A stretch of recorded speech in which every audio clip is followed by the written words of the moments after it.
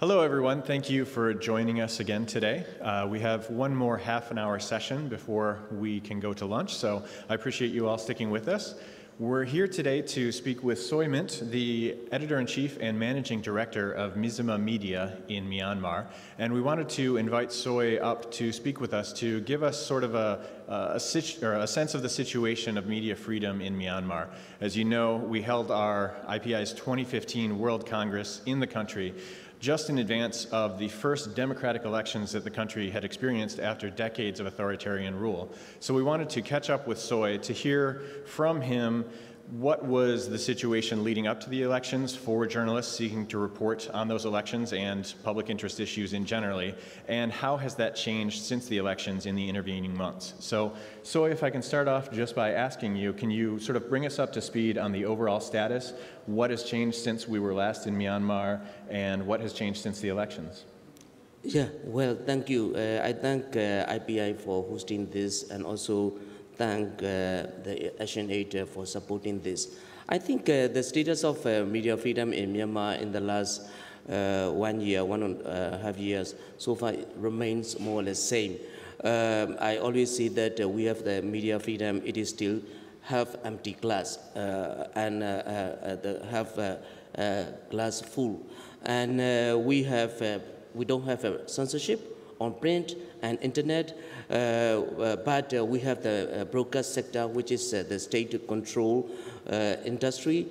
We have 5 journalists at least in jail currently for their writing, and we don't have the generally access to information from the ministries and military, and we don't have the law like right to information law. So I think we are still struggling for the media freedom. Of course, if you compare with like before 2010, we have gone much further.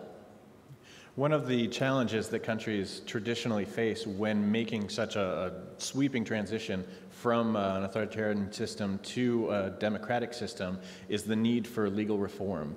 I know that it's been pointed out there are a number of provisions regarding the legislature or legislation and the judiciary that need to be changed. Can you sort of give us a sense of what those provisions might involve? We have the Constitution, which was approved in 2008. In 2008, Constitution adequately does not safeguard the freedom of expression, and we have laws, at least a dozen laws, that are related to media and freedom of expression, which by nature repressive or restrictive. For example, recently some activists were put behind the bar just for joking commander-in-chief on Facebook. So I think there is a very much a need for legislative reforms. There is a very much a need for reviewing and amending the laws, or even looking at the new laws that were passed in the last 4 or 5 years.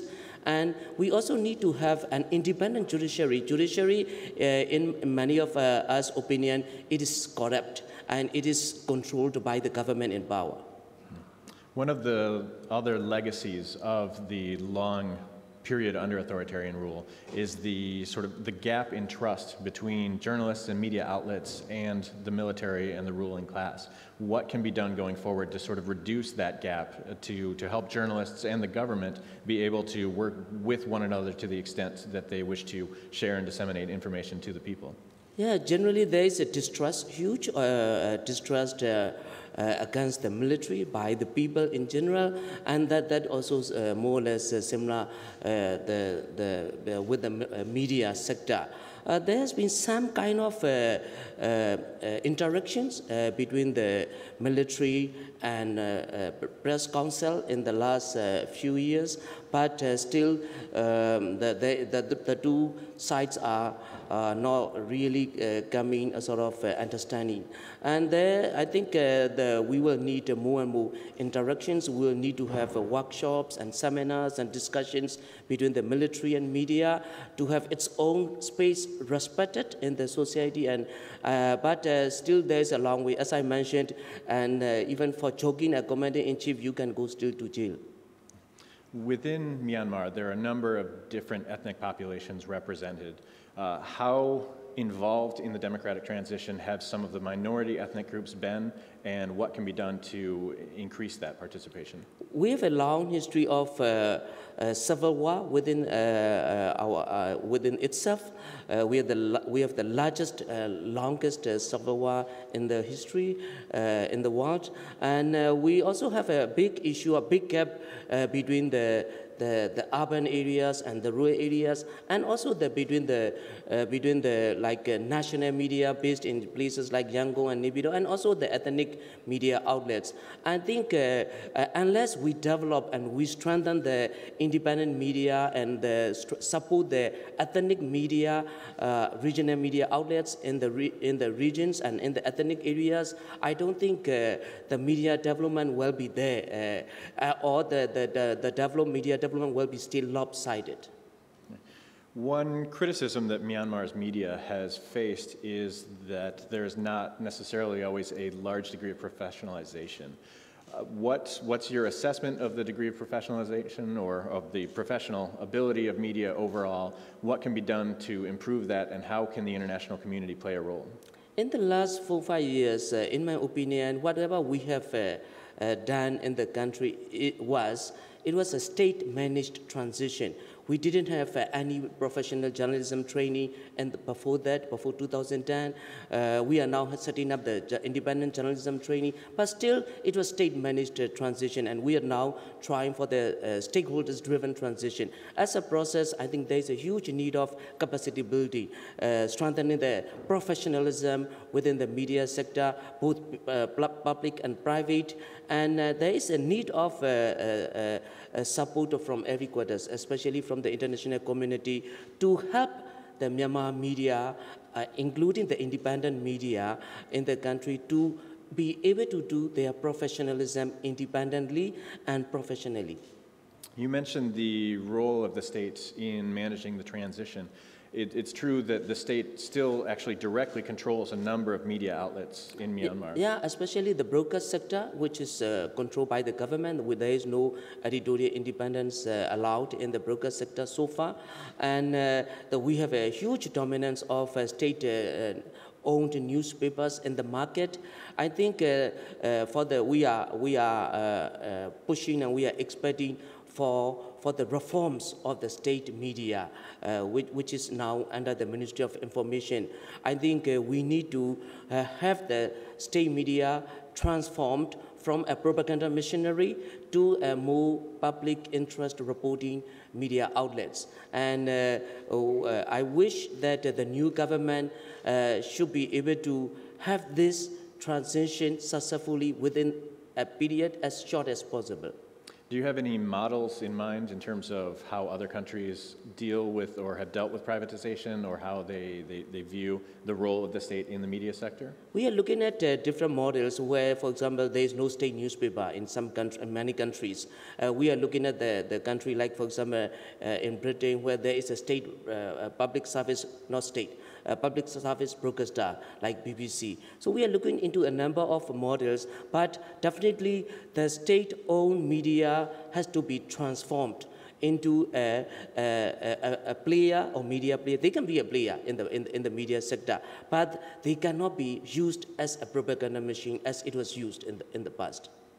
Does the media sector suffer from a continuing gender imbalance? And if so, what would you suggest to do as far as addressing that? Yeah, we do have a number of these issues, the question of gender balance, the question of women editors in the news media outlets, which I think we are trying very hard still, but also the other issues like, for example, the journalist capacity to be able to have investigative reporting, journalist capacity and editors capacity to be able to have a conflict-sensitive reporting. That I think we are struggling with all these issues still. Turning slightly away from the media specifically, you have a new president of the country and are expected to shortly have a new cabinet announced, if it hasn't been already. I understand that the new president is a longtime confidant of Aung San Suu Kyi, but it's a very unique arrangement in that she will wield power sort of from outside the office while he will serve as more of a figurehead president. Do you have any sort of insight into the relationship and whether or not this arrangement might be workable in the long term? We are happy to have the first the civilian president in more than half a decade, and he is an educated, definitely he doesn't have a military background. He's an educated person, and he is close to the aid of Daw Aung San Suu Kyi, and of course he's a very honest person. So we are expecting him to be able to run the government much better than what the governments in the past. Of course, I think the challenge for the new government and for the president is because the military is still there. We have 3 ministers, powerful ministers, who are appointed by the commander-in-chief. So, and then we have a deputy vice president in the cabinet who are nominated by the military. So he still has to run a cabinet, which is basically a coalition government, even though it is not named as such. So I think he will have to definitely work with the military. And there are very high expectations from the people, and that would be a big challenge for him to deliver as much as possible of the expectations from the people. One of the things that many in the international community who don't necessarily pay specific attention to Myanmar might know the country for is the controversy in recent years over the Rohingya Muslim population, how they have been integrated or not integrated into society. And in the journalism community, there's been a large degree of criticism over the degree to which journalists have been able, specifically foreign journalists, but all journalists, to be able to cover this situation. Do you expect any change under the new government in terms of the relationship with this population and also the degree of the media's ability to cover that relationship? It looks like that this particular Rohingya issue will be put behind by the new government, at least for the beginning or for some time.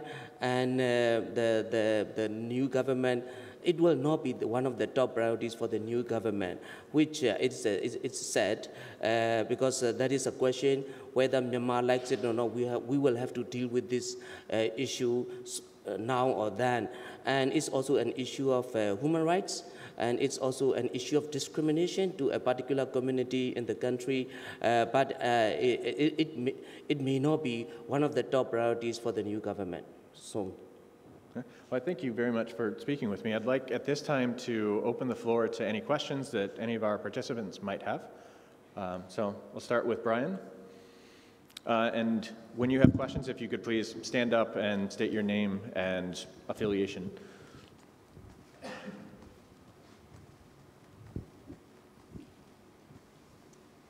Hi, I'm Brian Pellet with Religion News Writers Foundation.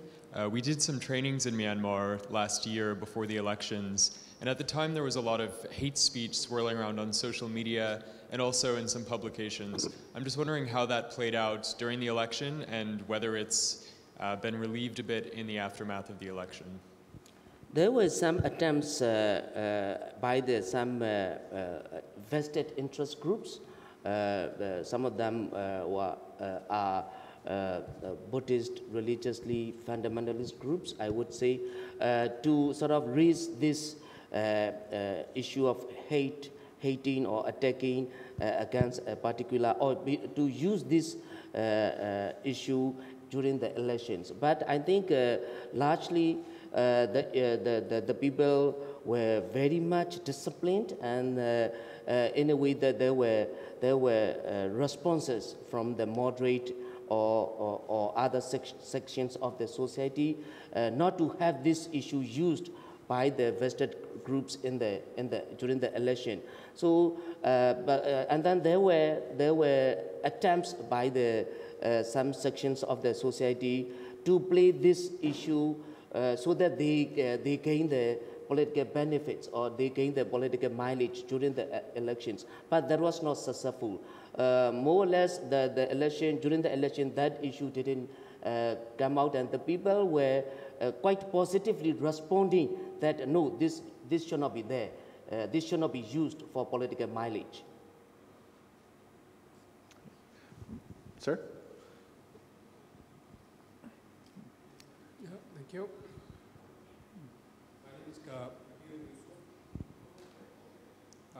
I'm from Nigeria.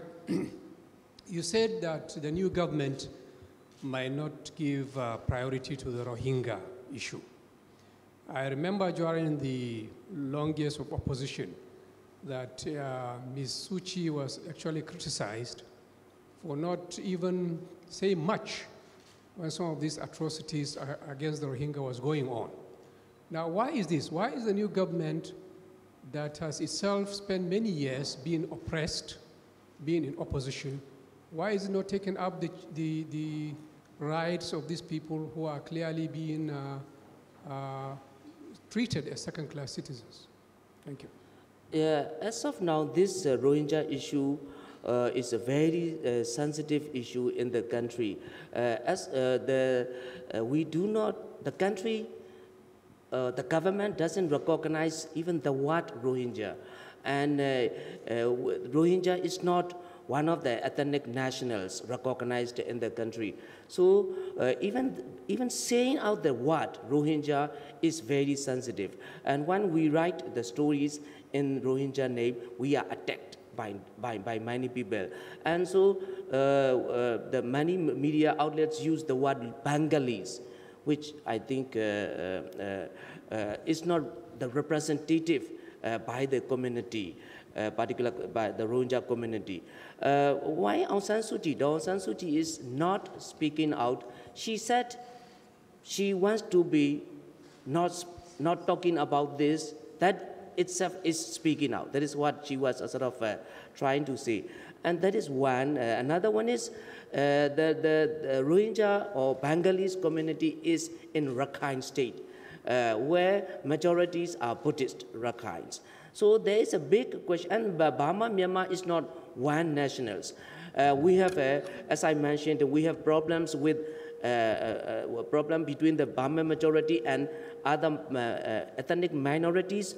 So Rakhine's minority within the Burma, Myanmar setup is totally against this, the Rohingya issue.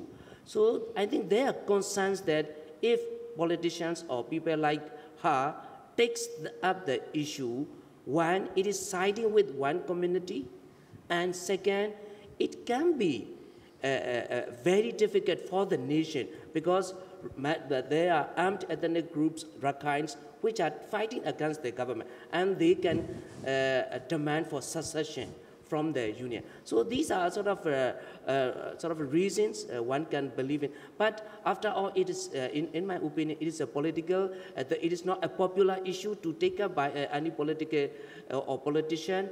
And definitely during the election, if Aung San Suu Kyi or NLD took up the elections, their popularity could go down quite a lot. And even though Aung San Suu Kyi or NLD is not speaking out loudly or speaking out clearly for or against Rohingya, and they are propagandas, they are things going on that NLD is in support of Rohingya, NLD is in support of this. So there are attacks already before elections, and now even now that NLD is in favor, NLD who is in power is in favor of Rohingya. So that is a sort of being used. The issue is being used by some people in the country to sort of corner Aung San Suu Kyi and NLD because she is supposed to be a human rights defender. Now she's not taking up, but if she takes up the issue, she is going to lose whatever the popular support that she is gaining. So it's a very difficult question. Plus, there is a historical reason of recognition of the ethnicity, recognition of the national identity. But in my opinion, we do have an issue of discrimination in the country, in the society. That was not there, open, under the military regime. Now it is coming out because we are now in a more open society. It is coming out. So our society is still struggling. What is our own identity? our society is still struggling to tolerate to the differences.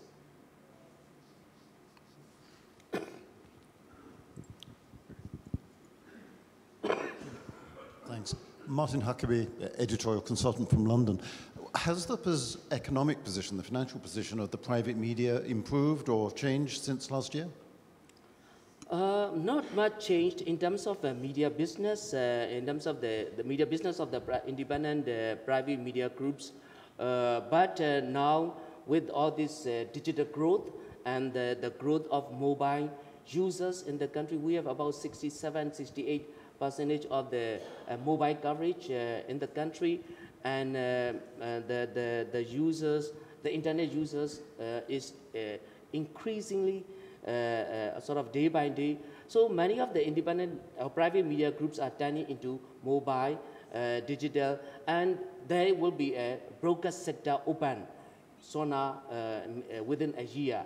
So they are still being resilient with the business or the economic situation of the country, but it is a sort of trying to survive in the market, because one, as I mentioned, there is a huge dominance of the state media in the market. Second, the sector like broadcast sector, which is still out of reach for the private companies.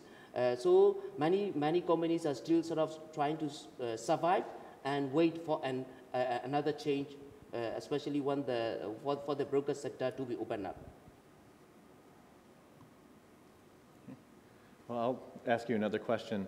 Those of us who were in Yangon last year for the IPI World Congress will remember that the information minister at the time of Myanmar addressed the Congress, and that was actually somewhat unpopular with some of the journalists in the country, because shortly before that, a number of journalists had been beaten by police while seeking to cover student demonstrations. And so many of those journalists actually mounted a protest outside of the World Congress, and one journalist even stood up during the information minister's speech with a sign asking for Myanmar to stop imprisoning journalists. So I wanted to follow up with that, because the information minister at the time indicated that these protesters would not face any official repercussions, because even now it can be sometimes difficult or dangerous to engage in public protests in the country. Is that not correct? In terms of what he said, not to put them in jail because of what they did, I think he still keeps his promise. No one has been so far arrested or charged for this particular protest. But one cannot say anything, because there are 9 days left for the current government to go.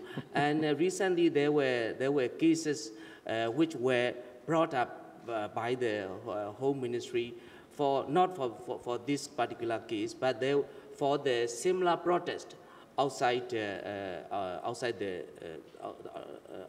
on the streets, and then these cases were like that happened like 1.5 years ago or 2 years ago. So those all cases were now brought up by the government, and many of these cases are of activists, political activists. So many of them prefer to go to jail rather than facing the trial in the court, because they don't trust in the judiciary. So, but I think with his promise, I don't think these particular case will be brought up again.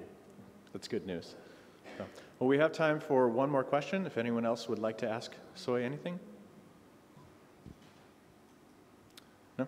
Okay, well, I'm being informed we're actually out of time. So thank you all very much for joining us. Thank you again, Soe, for speaking with us so frankly and openly. And thank you to ActionAid for helping us sponsor this event. I hope you all enjoy lunch very much. Thank you. Thank you. Thank you.